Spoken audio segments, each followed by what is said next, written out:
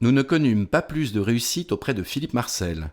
Le directeur de la maison d'édition opposa un refus catégorique. La religion, ce n'était pas sa tasse de thé au boss de la cafetière. Avec un nom pareil, c'était normal. Et puis, pourquoi coller Prince dans cette invraisemblable histoire ?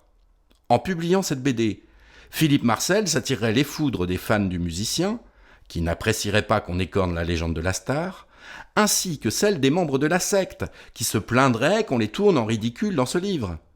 Et il ne se voyait pas passer son temps, le Philippe, à se lever de son siège de bureau pour ouvrir la porte du 89 boulevard Soult ou à des admirateurs du nain pourpre, mécontents qu'on égratigne leur idole, ou à des énervés qui viendraient tempêter par groupe de deux, mécontents qu'on égratigne leur idole. Donc Fabrice, cette fois, je passe mon tour. T'as demandé à 6 pieds sous terre ? Oui, Fabrice avait demandé à 6 pieds sous terre. Il restait Vide-Cocagne. Et chez Vide-Cocagne, on hésita. L'éditeur nantais avait subi tout récemment un échec avec Tessex, Téclas, Texas d'Olivier Texier.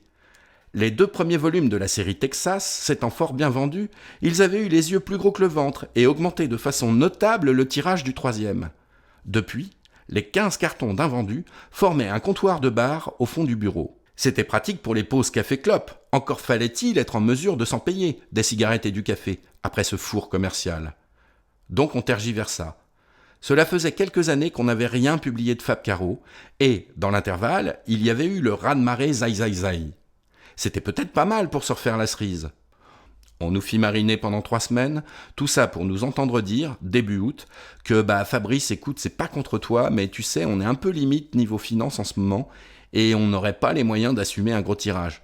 Bah oui, depuis Zai Zai, ce n'était plus comme avant, on aurait été obligé d'imprimer ton livre en masse.